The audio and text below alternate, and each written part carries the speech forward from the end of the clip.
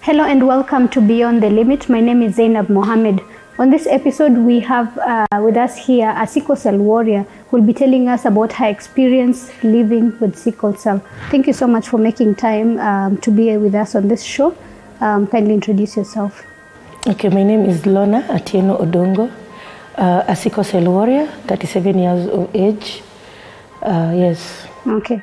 Lona, when were you first diagnosed with sickle cell and how has your journey been? It was detected when I was around 8 months, and then it got to be confirmed when I was 2 years after having suffered measles. Yeah, that is when they got to learn that I have sickle cell anemia. Yes. Okay. How has your journey been like? I know it's not easy.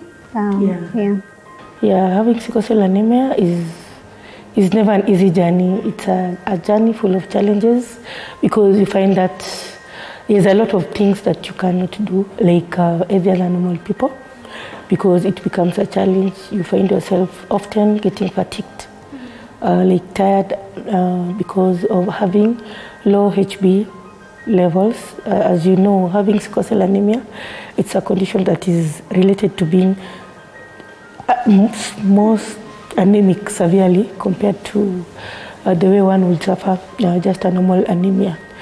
So it's a condition that affects blood, and red blood cells. Okay. Looking back at your childhood, at what point did you realize like, oh, maybe I'm not like the other kids?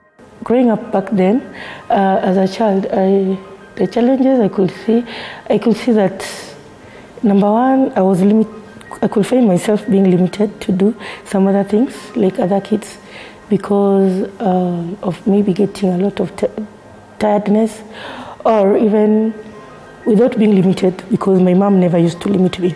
But I will find that when I'm out there playing with other kids, maybe there are things that I could not do that they can do, or maybe if I go extreme to do things that they can. Personally, I get to find that I get affected, maybe get tired easily, or later on I get to experience pain, which was now the crisis. But I never used to know as a child that it's due to the condition until I grew up understanding myself, knowing my limits and knowing the don'ts and do's of having sickle cells. Pre the interview, you had told me about a sister who also had sickle cell and then died at a young age. Could you tell me about that and how you yourself see yourself as a miracle being the age that you are now? Yeah, okay. First of all, we were 8 kids and 3 are normal. So out of the 3 that are normal, 1 had sickle cell. Yeah, so currently we are 5 and I'm the only one surviving with sickle cell.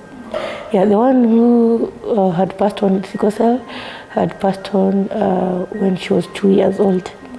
But I was a little bit younger. Myself, I was not even aware about what sickle cell was really until when I had grown. That is when my mom also got to tell me.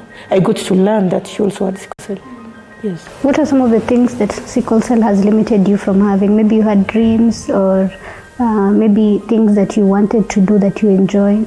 Yeah, sickle cell has limited me, if I would say a lot. But having sickle cell, again, these days you cannot say that one cannot reach their goals. We have sickle cell warriors who are professionals. And the good thing with sickle cell, you find that a lot of people with sickle cell, if there's another thing that they are blessed with, is they have a good IQ. They are very sharp. So personally, I didn't manage to achieve my goals and dreams because of being on and off the school all the time. And also, apart from sickle cell background then, how I used to live, it was also challenging. You find that when I'm well in school, the school fees is there. When I'm out, after being treated, maybe I'm unable to go back to school because I have utilized the term and maybe I need to pay again, and that money is not there. So, but mostly I would say that it's the condition that did limit me, because so often I used to be out of school Yes, a lot of time. So reached a point that I was like, I think with this condition, maybe I won't go along with it. So reaches a point that you feel like, maybe let me pardon myself a bit, because not knowing that I would really live to live up to 37 years. So yeah, that's what I can say. What are you saying? At some point you had given up? Yeah, at some point I'd given up with sickle cell because personally I'd experienced challenges with it. Stigmatization at school, teachers not understanding. When you're back at school, no one wants to get the listening ear that you are out of school because you are unable to, and the teachers weren't aware. Like you see, even in this current age, a lot of people are still not aware of it. So you can imagine back in our days. Yeah, so it used to give me a lot of challenge. And when I go back to school, after mixing out on a lot of the studies that I didn't have, when you get to confront the teacher, they don't understand. They'll be like in our rules back in the days, the rules were like, when you're out of school, when you go back, you have to go with an evidence that shows that you are out of school because you are sick, maybe a medical report. And in my case, you will find that with sickle cell anemia, there are some crises that one can manage within home. So maybe we'll go to the hospital, nearby clinic, then get back home. But when you still go and explain that to the teacher, or maybe when you don't have that, they get to think you don't like school, or you just like skipping school. Like it was hard for them to understand.